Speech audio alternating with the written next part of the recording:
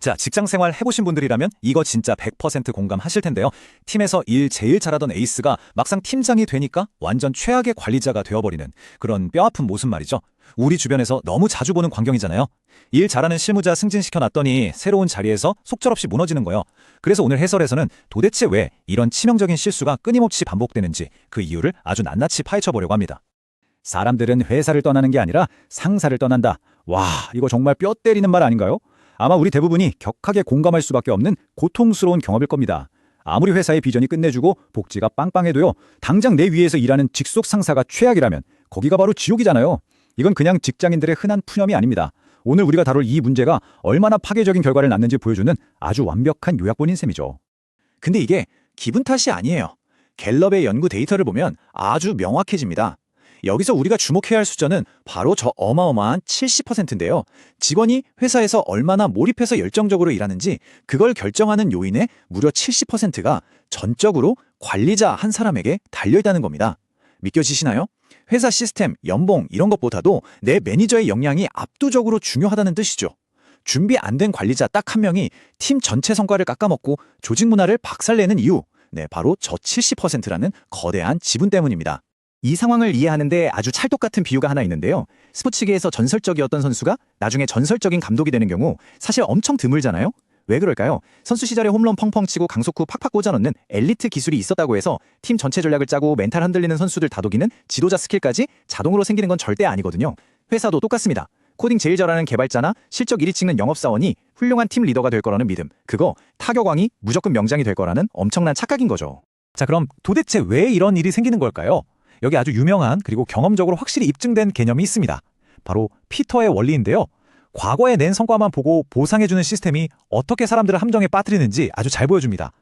조직에서 사람들은 지금 맡은 일에서 성과를 내면 계속 승진은 해요. 그러다 결국 언제 멈추냐?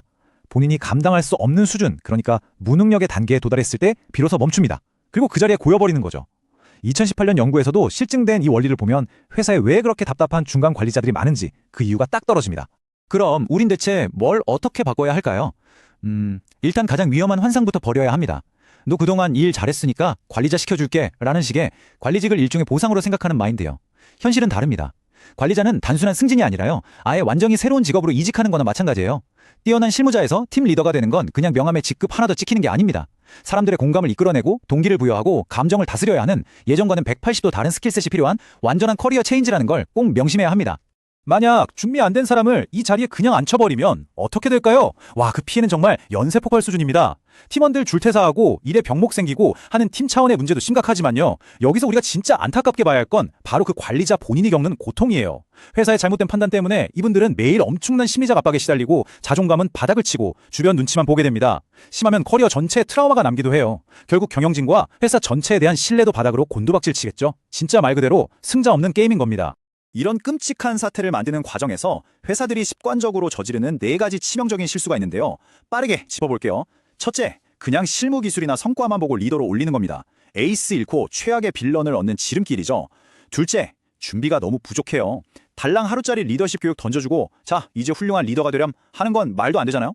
셋째, 위기 상황에서 일단 빈자리 채우려고 아무나 급하게 앉히는 겁니다. 이거 나중에 퇴사율 폭발로 돌아옵니다.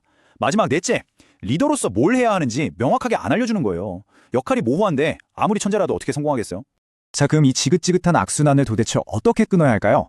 정답은 의외로 간단합니다. 누군가의 미래를 가장 잘 예측하는 건 바로 그 사람의 과거 행동이에요. 오해하시면 안 되는 게 과거의 코드 얼마나 잘 짰냐, 물건 얼마나 잘 팔았냐를 보라는 게 아닙니다. 리더라는 타이틀을 달아주기 전에 이 사람이 평소에 동료들이랑 어떻게 소통했는지, 생태계 전체에 어떤 긍정적인 영향을 줬는지를 봐야 한다는 거예요. 계급장 뗐을 때 어떻게 행동했는가, 그게 바로 그 사람의 찐 리더십 역량이거든요. 그럼 구체적으로 뭘 봐야 하느냐? 진정한 리더십의 잠재력은 크게 3가지 기동으로 나뉩니다. 첫째, 사회적 지능이에요. 껄끄러운 대화 피하지 않고 남의 감정 잘 읽고 조언해줄 수 있는 능력이죠. 둘째는 비즈니스 감각입니다. 자기의 일에만 갇히지 않고 다른 팀이나 고객한테 미칠 영향까지 넓게 보는 시야. 그리고 정답이 없는 모호한 상황에서도 결단을 내리는 역량이에요. 마지막 셋째는 역시 인성입니다. 내 개인적인 이익이나 권력보다 우리 조직이 건강한 걸 우선순위에 두고 항상 겸손하게 배우려는 태도. 이 3가지가 밸런스를 맞춰야 비로소 리더가 될 준비가 된 겁니다. 150%. 이게 무슨 숫자일까요? 매니저 툴스에서 제안하는 진짜 재밌고 실용적인 150% 규칙이라는 건데요. 관리자 후보를 고를 때 그 사람은 이미 자기 본업에서 100% 완벽하게 성과를 내고 있어야 함은 물론이고요. 거기에 더해서 다음 역할인 리더로서의 행동을 이미 50% 정도는 하고 있어야 한다는 뜻입니다. 그러니까 승진시켜줄 테니 가서 리더십 배워라가 아니라 이미 평소에 리더처럼 행동하고 있는 사람을 승진시켜야 한다는 아주 엄격하고 확실한 기준인 셈이죠. 좋습니다. 그럼 이걸 조직에서 시스템으로 어떻게 만들 수 있을까요? 뜬구름 잡는 소리 말고 아주 구체적인 4단계 선발 로드맵을 그려볼게요. 1단계, 내부 소싱입니다. 리더 자리는 항상 열려있다고 사내에 알리고 관리자들한테 후임자를 미리 준비시키세요. 2단계, 피드백 수집. 상사 혼자 결정하지 말고 엮여있는 여러 사람들의 다양한 의견을 들어봐야죠. 3단계는 진짜 과거 행동을 깊숙하게 파고드는 행동 기반 인터뷰고요. 마지막 4단계는 수직적인 성과, 수평적인 협업, 다 물어봐서 확인하는 360도 다면 피드백입니다. 번거로워 보인다고요? 근데 이 정도 걸음망은 있어야 진짜 베개를 찾아낼 수 있습니다. 아까 3단계 인터뷰 얘기했죠? 여기서 제일 중요한 핵심 원칙 하나 드릴게요. 면접 볼 때 제발 이런 상황이면 어떻게 하실래요? 같은 가정형 질문 좀 그만하세요. 대신 과거에 실제로 어떻게 하셨어요? 라고 집요하게 물어보셔야 합니다. 내 아이디어에 반대 의견이 나왔을 때 실제로 어떻게 반응했는지, 실패했을 때 뭘 배웠는지를 파헤쳐야 해요. 여기서 우리가 진짜 알고 싶은 건 후보자의 동기입니다. 이 사람이 진짜 팀의 임팩트를 주려고 리더가 되려는 건지 아니면 그냥 직함, 연봉, 권력이 탐나서인지 알아내야 하거든요. 후자라면 리더로서 맞닥뜨릴 그 엄청난 압박감을 절대 못 견디고 금방 무너질 게 뻔하니까요. 자, 오늘 해설을 마무리하면서 여러분께 조금 도발적인 질문을 하나 던져볼까 합니다. 여러분은 지금 누군가의 과거 성과에 보상을 주고 있나요? 아니면 미래의 역할을 감당할 사람을 선발하고 있나요? 이건 결정권을 가진 리더들뿐만 아니라 언젠가 승진을 꿈꾸는 모든 실무자분들도 스스로 커리어에 대해 완전히 새로운 시각을 가져야 함을 의미합니다.